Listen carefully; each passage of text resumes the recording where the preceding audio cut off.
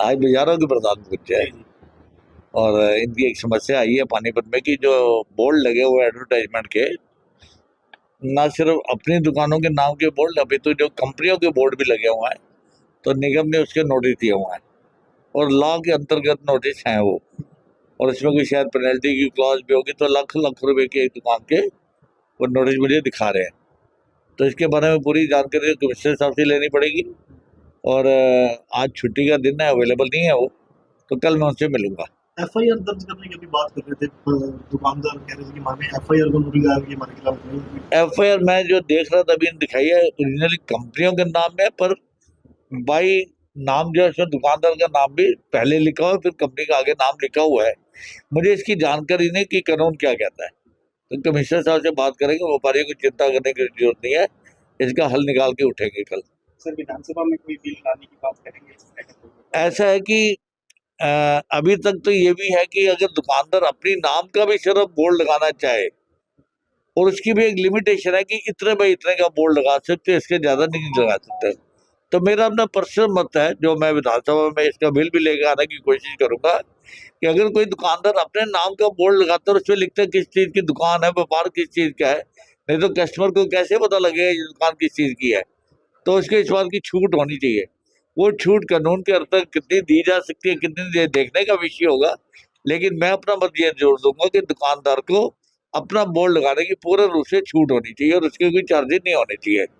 जहां तक कंपनियों का है, उनके डेफिनेटली चार्ज होते हैं, सभी जगह होते हैं।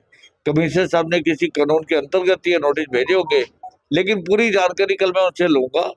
और जहां तक पेनल्टीज का सवाल है, अगर कोई बिल विद पेनल्टी लग के आए तो माननीय मुख्यमंत्री से बात करेंगे, उनसे निवेदन करेंगे कि ये पेनल्टीज की क्लॉज हटाई जाए इसके साथ, और ओरिजिनल बिल जो है उसको एक बार दोबारा वेरीफाई किया जाए कि क्या वो बिल ठीक भी बने हुए या नहीं बने हुए, तो इसका पूरा समाधान करवाने की कोशिश करेंगे। किसी दुकानदार भाई को, हमारे भाई को परेशान होने की जरूरत नहीं है। कानून के अंतर्गत जितना कम से कम सरकार का बनता है वो उनको देय होगा, बाकी हम इसकी चिंता करेंगे। आज पूरा व्यापार मंडल माननीय विधायक जी से मिलने आया था। जो होल्डिंगों के नोटिस आए हुए हैं, अनाप शनाप नोटिस, मतलब 20 लाख के, 25 लाख के। अभी अभी एक ने बताया कि फर्नीचर की शॉप है, उसने अपना ही होल्डिंग लगाया था, उसको 15 लाख का। एक की सीमेंट की दुकान है, उसका 25 लाख रुपए का। और मैं ये कहता हूँ भविष्य में कहीं भी नहीं है, पूरे हरियाणा में ये कहीं भी नहीं है, ओनली पानीपत में है।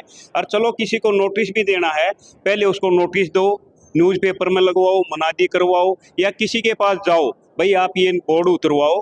आपने बोर्ड नहीं उतरवाया तो आपके खिलाफ सख्त कार्रवाई होगी। ये थोड़ी है अगर भाई आपके घर गए और आपको नोटिस भेज दिया। और अभी अभी कुछ भाई आए हुए थे, उनके खिलाफ एफआईआर, मतलब एफआईआर लॉन्च करवा रखी है। थाने से फोन आ रहा है, भाई आपके खिलाफ एफआईआर है, ये आपको थाने में आना।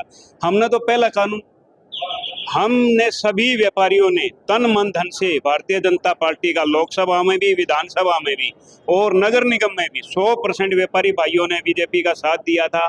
और उसका अगर व्यापारी भाइयों पर इतना टैक्स, तो मेरी तो माननीय विधायक जी से और मुख्यमंत्री जी से यही प्रार्थना है कि भी पिछले जितने भी नोटिस हैं सभी के माफ किए जाएं, और आगे जो भी सरकार की नगर निगम की गाइडलाइन है, पूरा व्यापार मंडल उसकी आदेश की पालना करेगा।